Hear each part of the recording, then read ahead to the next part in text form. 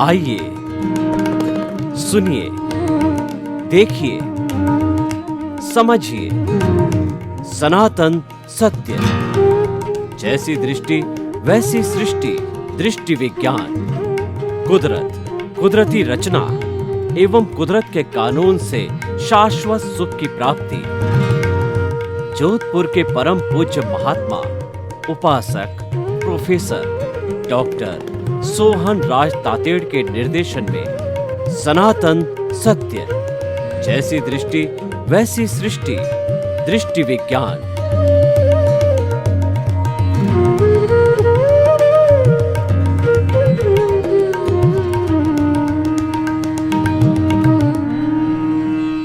प्रतिष्ठित आत्मा को और गहराई से समझाइए कि किस तरीके से अज्ञा के साथ जुड़ के काम करती है, प्रज्ञा के साथ जुड़ के काम करती है और मैकेनिकल रूप के अंदर काम करती है, ताकि ये प्रतिष्ठित आत्मा कॉन्सेप्ट है, हम ये खुला करना चाहते हैं। क्योंकि बहुत आप खुद भी कह रहे हैं और मैं भी इस बात से सहमत हूँ कि इसके बारे में लोग बहुत कम जानते हैं और इसकी व्याख्या आपको करनी चाहिए क्योंकि नई खोज है। तो प्रतिष्ठित आत्मा जो शब्द है उसका मतलब होता है प्रतिष्ठा करने वाला, प्रतिष्ठा करने वाला। जैसे जैसे राग की, द्वेष की, मालिकी भाव की, कर्ता भाव की जैसे जैसे प्रतिष्ठा करता रहेगा वैसे वैसे कर्म बनता रहेगा। प्रतिष्ठित आत्मा का मतलब होता है प्रतिष्ठा करने वाला। ये प्रतिष्ठा करने वाला जो प्रतिष्ठित आत्मा है वो हर व्यक्ति के अंदर दो होता है, एक चार्ज प्रतिष्ठित आत्मा, दूसरा डिस्चार्ज प्रतिष्ठित आत्मा। पिछले अवतार का चार्ज है वो ये अवतार में डिस्चार्ज के रूप में ऑटो मोड काम करेगा और बाहर के संजोग हैं वो कुदरत देंगे स्पीच और एक्शन के। और नया प्रतिष्ठित आत्मा है वो नया प्रोसेस करके नए वर्तमान ज्ञान दर्शन से वो और नई प्रतिष्ठा करेगा। तो साइकिल ऑफ रीबर्थ यानी कॉज एंड इफेक्ट चलता रहेगा। मगर जो प्रतिष्ठित आत्मा की जो इम्पोर्टेंट बात ये है कि प्रतिष्ठित आत्मा का उत्पत्ति क्यों हुआ, वाय। अगर आत्मा था, शरीर था, तो प्रतिष्ठित आत्मा की जरूरत क्या थी? तब कुदरत कहते हैं कि प्रतिष्ठित आत्मा तो तुम्हारा क्रिएशन ने क्यों किया ज्ञान है। आपने निगोद से आके व्यवहार राशि में आए, एकेंद्रिय से लेके पंचेंद्रिय में आए, डेवलपमेंट तो हुआ। आपने खुद को नहीं जाना और कुदरत को भी नहीं जाना, नहीं माना। यही तो जो भी डेवलपमेंट हुआ इंद्रिय ज्ञान से वो किसका हुआ? अज्ञान का हुआ। इसके बाद मनुष्य भाव में आए, आपको बुद्धि मिली, 5 इंद्रिय प्लस बुद्धि मिली। उस समय भी परिपक्व क्या हुआ? अज्ञान। अज्ञान का मतलब होता है रिलेटिव सत्य, जो 5 इंद्रियों से और बुद्धि से अनुभव में आता है। तो वो अज्ञानी तो है। इनको शुभ कहो, अशुभ कहो, लाभ वाला कहो, नुकसान वाला कहो, धार्मिक कहो, सामाजिक कहो, मगर ये सब अज्ञान की ही ब्रांचेस है। अज्ञान क्यों कहा? क्योंकि वो न आत्मा की बात है, न आत्मा के गुणों की बात है और न आत्मा के स्वभाव की बात है। इसीलिए तो अज्ञान है। न वो आपका था, न आपका है और न आपका रहेगा। फिर भी आप मेरा मानते, इससे बड़ा अज्ञान कौन सा हो सकता है? तो कहने का मतलब ये है, अज्ञान शब्द जो है जैन परिभाषा के मुताबिक 4 शब्दों का बना हुआ है। जैन परिभाषा में 8 प्रकार के कर्मों का उल्लेख किया है। उसमें पहले 4 प्रकार का जो कर्म है, ज्ञान आवरण, दर्शन आवरण, मोहनीय और अंतराय कर्म। तो ये जो ज्ञान, दर्शन और मोहनीय कर्म 3 का कर्म है, उसका एक नाम है अज्ञान। और अज्ञान से आत्मा होते हुए, आत्मा शक्तिशाली होते हुए अनुभव में नहीं आता है, उसका नाम है अंतराय। तो 3 कर्मों, ज्ञान आवरण, दर्शन आवरण, मोहनीय कर्म, ये 3 कर्मों का एक नाम है अज्ञान। और वो अज्ञान एकेंद्रिय से लेके पंचेंद्रिय में भी डेवलप होता है और मनुष्य में आके जब बुद्धि होती है तब भी अज्ञान ही डेवलप होता है। अज्ञान का मतलब सिंपल समझो, रिलेटिव सत्य को सनातन सत्य मानना, रिलेटिव सत्य को ही 100% सही मानना, यानी अल्टीमेट ट्रूथ मानना, बस ये अज्ञान है। हालांकि रिलेटिव सत्य है, उनका क्रिएटर, ऑपरेटर, डिस्ट्रॉयर तो कुदरत है। हम इसको गलत सही कैसे मान सकते हैं? हम इसको पसंदगी नापसंदगी कैसे मान सकते हैं? हम इसको मेरा तेरा कैसे मान सकते हैं? हम इसको चलाने वाला है वो कैसे मान सकते हैं? मगर हम ऐसा करते हैं क्योंकि अज्ञान है। ज्ञान आवरण, दर्शन आवरण और मौनीय कर्म, ये 3 बातों को जब समझेंगे तो आपको मालूम होगा। जब ज्ञान आवरण की बात आती है तो ज्ञान आवरण का मतलब क्या है? खुद को ही नहीं जानना, खुद को ही नहीं अनुभव करना, ये ज्ञान आवरण है। क्यों है? क्योंकि शरीर को ही मैं मानना और मेरा मानना, बस ये ज्ञान आवरण हो गया। दूसरा है दर्शन आवरण। अगर ज्ञान आवरण चला गया समझ में कि भी मैं शरीर से मुक्त ऐसा, या तो मन वचन काया से मुक्त ऐसा शुद्धात्मा हूं, चेतन हूं, अविनाशी हूं, अनंत शक्ति वाला मैं हूं, तो फिर प्रश्न उठेगा, ये मैं सब कुछ हूं, मैं चेतन भी हूं, अविनाशी भी हूं, अनंत शक्ति वाला हूं, तो फिर ये मन वचन काया क्या है? ये संजोग क्या है? और ये दुनिया क्या है? और क्या मेरे को जरूरत है? ये भी तो प्रश्न आएंगे ना। तो कुदरत कहती है कि ये मन वचन काया और अवस्था वो तुम्हारी चॉइस नहीं है। आपने अज्ञान से जो कर्म बनाए थे प्रतिष्ठित आत्मा के माध्यम से, इनका मैं फल दे रहा हूं, और फल देने का इंस्ट्रूमेंट मन वचन काया के रूप में वो भी मैं दे रहा हूं, और इंस्ट्रूमेंट को चलाने के लिए हवा पानी खुराक वो भी मैं दे रहा हूं, और इस इंस्ट्रूमेंट को कर्म की भुगतान करने के संजोग वो भी मैं दे रहा हूं, और जब आयुष्य कर्म खत्म होगा श्वास भी मैं ही बंद कर रहा हूं। तो उसमें तो आपका कुछ है ही नहीं, मगर मानते हैं ये मेरा है, ये मैंने किया, ये तेरा है, ये तूने किया, इसमें सुख है। तो पहले ज्ञान, दूसरा दर्शन। मिथ्या दर्शन का मतलब क्या होता है? शरीर की मालिकी, शरीर को चलाने वाला मैं हूं, शरीर जो भुगतान करता है वो भुगतान करने वाला मैं हूं, और बाहर जो दुनिया दिखती है उसको देखने वाला, जानने वाला, अनुभव करने वाला, प्राप्त करने वाला, क्रिया करने वाला मैं या तो वो है। बस ये अज्ञानता है, और ये सब अज्ञानता प्रतिष्ठित आत्मा के अंदर है। देखना, जानना वो अज्ञानता नहीं है। जानने के बाद मालिकी भाव करता हुआ वो अज्ञानता है। देखना जानना तो आत्मा का भी स्वभाव है, प्रकाशित करना है, तो अवस्था को प्रकाशित करना वो आत्मा का स्वभाव है। उसको रिलेटिव सत्य से देखना वो प्रतिष्ठित आत्मा का स्वभाव है। इसीलिए तो राजस होता है। अगर वो ही प्रतिष्ठित आत्मा इसी अवस्था को सनातन सत्य के रूप में देखेंगी, कुदरती कानून के रूप में देखेंगी, तो फिर राग द्वेष होने की कोई गुंजाइश ही नहीं है। और मैं तो आत्मा हूं ही, इसमें न कम होता है न ज्यादा होता है।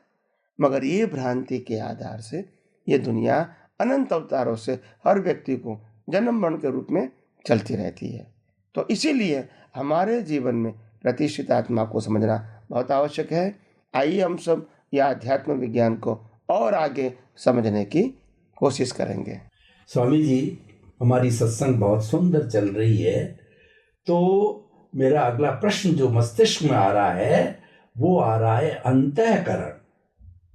अंतःकरण के अंदर मन, बुद्धि, चित्त और अहंकार से जो अंतःकरण की जो परिभाषा होती है, तो किस तरीके से अंतःकरण बनता है। और खास तौर से एक कंफ्यूजन मेरे मस्तिष्क के अंदर है कि बाह्य जो अंतःकरण की आपने बात कही कि जिसके अंदर जो है वो हमारा वचन और एक्शन यानी काया, और मन उसमें साइलेंट है। दिए मन का फिर क्या रोल रहा, क्योंकि दो ही बाह्य में आते हैं और भीतरी में बनाते हैं लाइव वगैरह में, तो खास तौर से मन छूटा है, उसका मैं कारण जानना चाहता हूं। और इसको आप जो है प्रतिष्ठित आत्मा के साथ में और जोड़िए इसको, क्योंकि अंतःकरण जो प्रतिष्ठित आत्मा का भाग है, हमारे श्रोताओं को और विस्तृत रूप से प्रतिष्ठित आत्मा का बहुत इंटरेस्ट है, क्योंकि ये नई खोज है, नई बात है। इसको प्रतिष्ठित आत्मा के साथ जोड़ करके समन्वित रूप के अंतःकरण और प्रतिष्ठित आत्मा के बारे में बताइए। यस, जय सच्चिदानंद। सबसे बड़ी बात यह है कि हमने अगले एपिसोड के अंदर ज्ञान और दर्शन के बारे में विस्तार से बताया था कि मिथ्या ज्ञान, मिथ्या दर्शन क्या है, जो अज्ञान का हिस्सा है। मिथ्या ज्ञान का मतलब होता है आत्मा को ही नहीं मानना, नहीं समझना, आत्मा की ही क्वालिटी को नहीं समझना, स्वीकारना, इसको मिथ्या ज्ञान कहते हैं। और मिथ्या दर्शन का मतलब होता है कि हम इस दुनिया के सनातन सत्य को कुदरत और कुदरती कानून और कुदरती रचना के रूप में नहीं मानना और रिलेटिव सत्य को ही सनातन सत्य मानना, ये मिथ्या दर्शन है। मगर जो तीसरा था मोहनीय कर्म, ये भी अज्ञान का ही एक भाग है। मोहनीय कर्म शब्द क्यों आया? जब आत्मा में ही अनंत सुख है तो मोहनीय कर्म के रूप में क्यों आया? तो कहने का मतलब यह है, जहां तक प्रतिष्ठित आत्मा के पास अज्ञान है, 5 इंद्रियों का ज्ञान है, 5 इंद्रियों के माध्यम से जो दिखता है उसका ज्ञान है, वहां तक ये प्रतिष्ठित आत्मा 5 इंद्रियों के माध्यम से बाहर ही सुख ढूंढने का प्रयास करती रहेंगी कई अवतारों से। इसी को कहते हैं मोहनीय कर्म।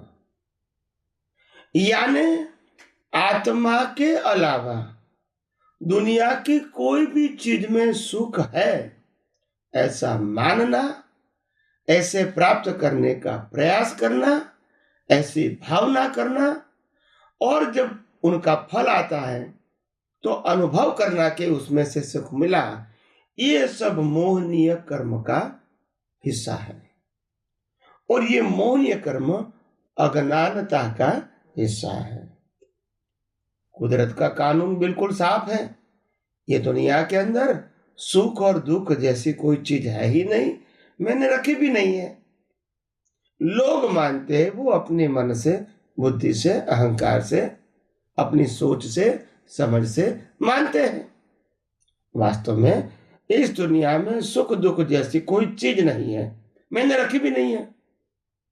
तो फिर प्रश्न होता है आम आदमी को, तो फिर सुख दुख की अनुभूति क्यों होती है? तो ज्ञानी पुरुष कहते ये तो आपकी मान्यता है।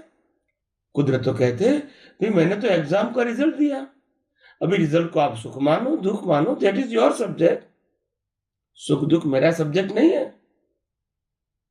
अगर कोई व्यक्ति ने स्कूल और कॉलेज के अंदर 100 मार्क्स में से सिर्फ 25 मार्क का ही सही उत्तर देखा है और 75 का सही उत्तर नहीं लिखा है, और दूसरी व्यक्ति ने 100 में से 50 मार्क का सही उत्तर लिखा है, और तीसरी व्यक्ति ने 100 में से 75 मार्क का सही उत्तर लिखा है, तो टीचर क्या करेंगे? 25 वाले को 25 देंगे, 50 वाले को 50 देंगे और 75 वाले को 75 देंगे। तो टीचर ने रिजल्ट दिया या आपको पास फेल किया? Think about.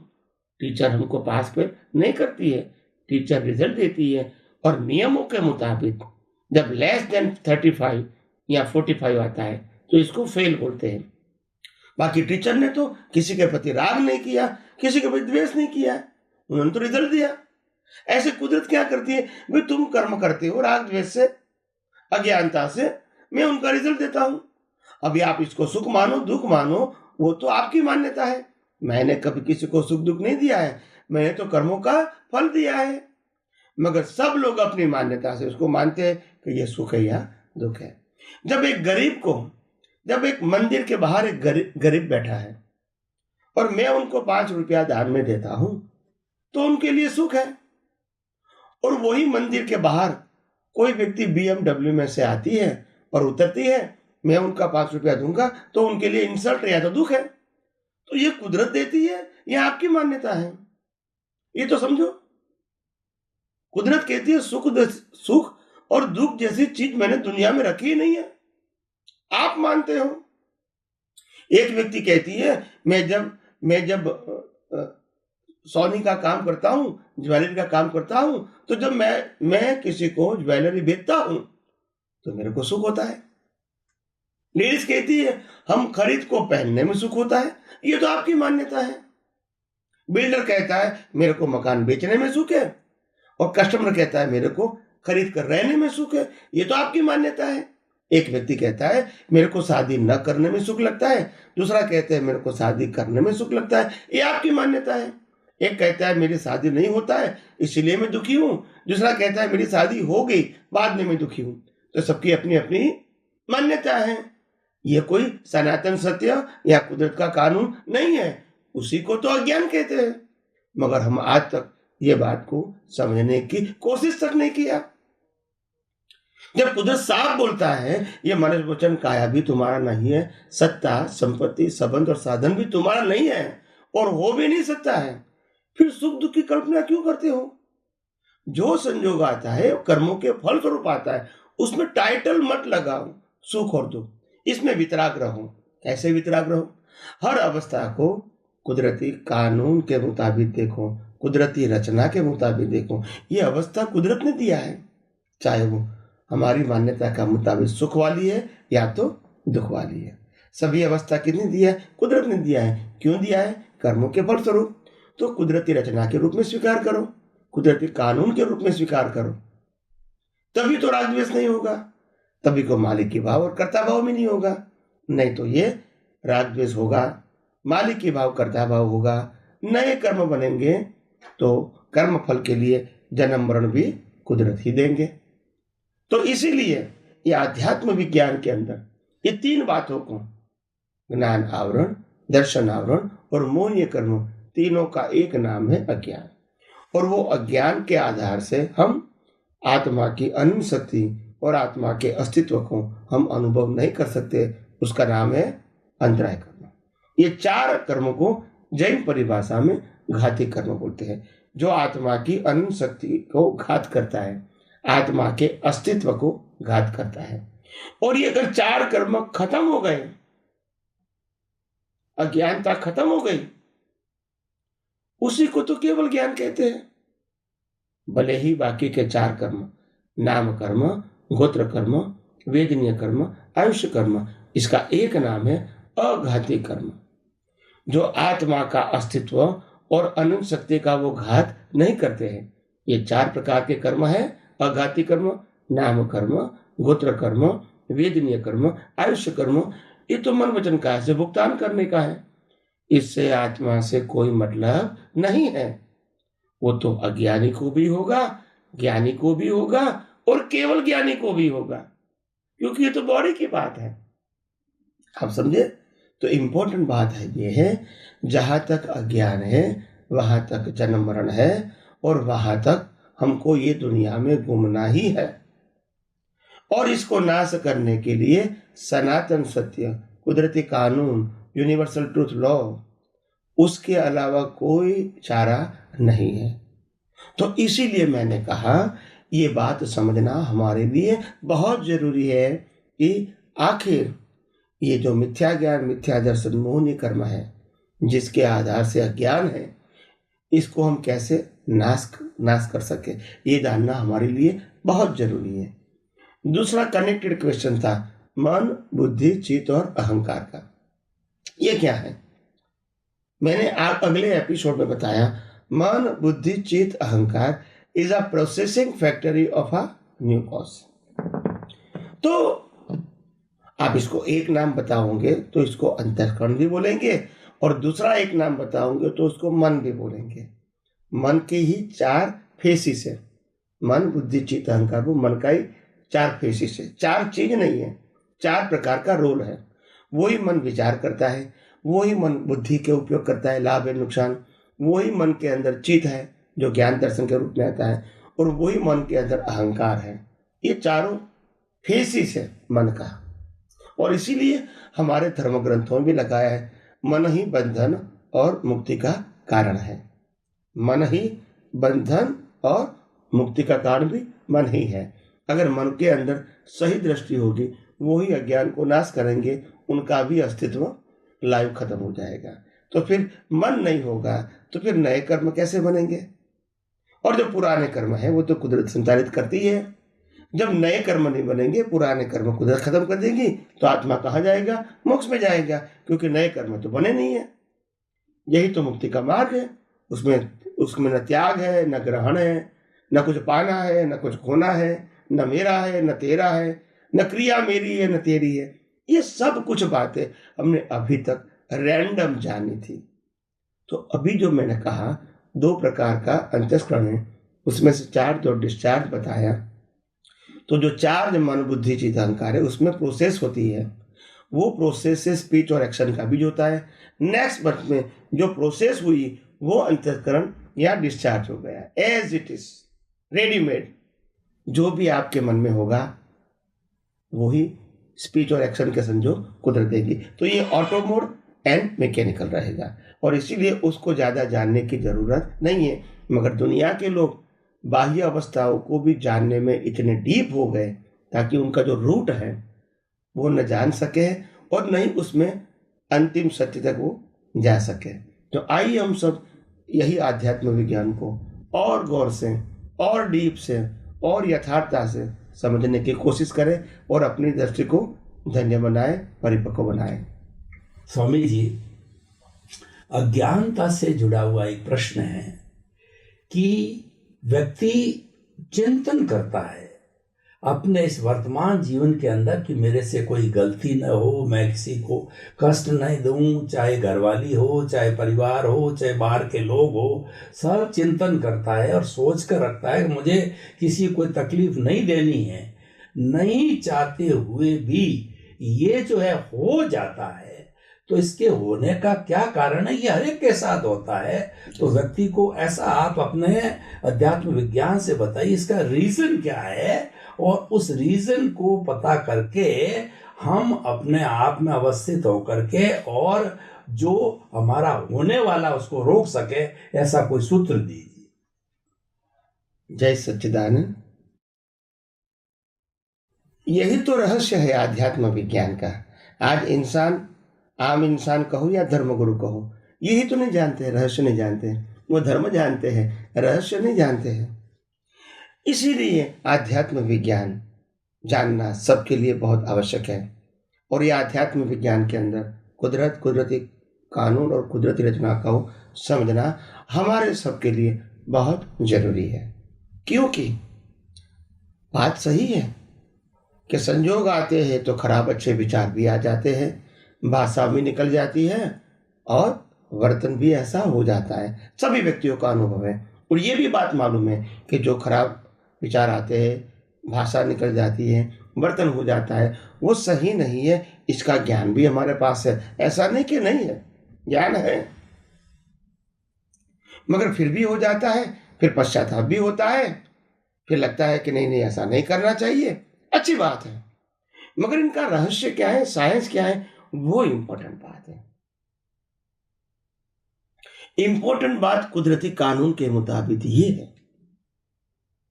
कुदरत ने साफ कहा है सबको कि जन्म से मौत तक आपके वर्तमान मन वचन काया से जो कुछ भी होता है, इसके लिए आप 100% रिस्पॉन्सिबल नहीं हो। मन से, वचन से, काया से जो कुछ भी होता है, इससे आप 100% रिस्पॉन्सिबल नहीं हो, क्योंकि उसका क्रिएटर, ऑपरेटर, डिस्ट्रॉयर मैं हूं, इसीलिए जिम्मेदार नहीं हो। मगर हम आज तक समाज के माध्यम से, परिवार के माध्यम से, धर्मगुरुओं के माध्यम से, शिक्षित व्यक्तियों के माध्यम से हमें यही जाना है, ये विचार मैं करता हूं, जबान मैंने बोली, वर्तन मैंने किया, बस यही तो कंफ्यूजन है। और इसीलिए गलती होने के नाते हम गलती को कभी स्वीकार करते हैं, कभी नहीं भी करते, क्योंकि अहंकार बीच में आ जाता है, कभी द्वेष बीच में आ जाता है, कभी राग बीच में आ जाता है। तो ऐसा क्यों होता है? क्योंकि इसके पीछे का जो रहस्य है वो नहीं जानते। तो मन वचन काया की अवस्था मात्र कुदरती रचना है, मगर ये कुदरती रचना के पीछे हम उसको कुदरती रचना के रूप में नहीं जानते, और इसीलिए हमको लगता है कि ये मैंने किया, ये आपने किया, ये मेरा है, ये तेरा है, मेरे को ऐसा विचार नहीं करना चाहिए, मेरे को ऐसा बोलना चाहिए या तो नहीं बोलना चाहिए, मेरे को ऐसा ही वर्तन करना चाहिए या तो नहीं करना चाहिए। मगर मेरे को ये समझ में नहीं आता है, अगर आप आध्यात्म के मार्ग में आगे बढ़ना चाहते हैं तो आपको आत्मा का अनुभव करना है, प्रकृति का करना है, या प्रकृति को सुधारना है, किसका करना है डिसाइड करो पहले। क्योंकि प्रकृति का तो जन्म जीवन मृत्यु दोनों तीनों कुदरत के हाथ में है, हमारे हाथ में है नहीं। इनको सुधारोगे तो भी और बिगाड़ोगे तो भी, तो फायदा क्या है आपको? अगर आपकी प्रकृति आज खराब है, आपने अच्छे भाव कर दिए, तो नेक्स्ट बर्थ में आपकी प्रकृति अच्छी आएगी, मैं मानता हूं। मगर जैसे बुरी प्रकृति को भी जलाना है, अच्छी प्रकृति को भी जलाना ही है, तो बेनिफिट क्या होगा? आत्मा से तो कोई मतलब ही नहीं है। प्रकृति अच्छी है, प्रकृति बुरी है, इससे सामाजिक और धार्मिक फर्क होता है, आध्यात्मिक फर्क नहीं होता है। हम जब मुक्ति के मार्ग में आगे बढ़ना चाहते हैं, आध्यात्म विज्ञान को समझना चाहते हैं, सनातन सत्य को समझना चाहते हैं, कुदरती कानून को समझना चाहते हैं और हर अवस्था को कुदरती रचना के रूप में देखना चाहते हैं, हमको ये रहस्य विज्ञान के रूप में, सिद्धांत के रूप में समझना ही पड़ेगा, और कोई सॉल्यूशन नहीं है। और मैंने अपने प्रवचनों के अंदर, अपने सत्संग के अंदर कहीं बाहर कह चुका हूं कि ये जो मैं विज्ञान बोलता हूं, आध्यात्म विज्ञान, जो कुदरत, कुदरती कानून और कुदरती रचना के ऊपर आधारित है, ये विज्ञान रामकृष्ण महावीर को भी समझना ही पड़ा था। और जितने भी लोग संसार से मुक्ति पाया, सभी लोग को ये विज्ञान बिना समझे इनको वितरागता या अज्ञान नाश करना या आत्मा का अनुभव करना संभव है ही नहीं। और इसीलिए मैं मानता हूं हम सभी यही आध्यात्म विज्ञान को और गौर दृष्टि से और डीपली और शार्पली हम समझने की कोशिश करेंगे, तो धीरे धीरे सभी रहस्य मालूम होंगे और आप सबको भी समझ में आ जाएगा ये अध्यात्म विज्ञान हमारे लिए कितना इम्पोर्टेंट है समझना। और ये सनातन सत्य है। और इसका प्लस पॉइंट ये है कि अगर आपने इस वर्ष में 5-10% भी सनातन सत्य जाना है तो never destroy, it is convert in a development. सनातन सत्य ही तो डेवलपमेंट है और रिलेटिव सत्य ही तो अज्ञान है। अज्ञान कैरी फॉरवर्ड नहीं होता है, अज्ञान से तो कर्म बनता है, उनकी भुगतान मिलती है, खत्म हो गया। सनातन सत्य का दूसरा नाम, सनातन सत्य को जानना, दृष्टि से उपयोग करना, अनुभव करना, उसी का दूसरा नाम है डेवलपमेंट। जो carry forward birth to birth होता है वो कभी नाश नहीं होता है। आध्यात्म विज्ञान में डेवलपमेंट हर अवतार में कैरी फॉरवर्ड होता है। तो आइए हम सब यही आध्यात्म विज्ञान को और गौर दृष्टि से, यथार्थ रूप से हम डीपली शार्पली हम समझने की कोशिश करें और अपने ही जीवन को धन्य बनाएं। यही मेरी शुभकामना।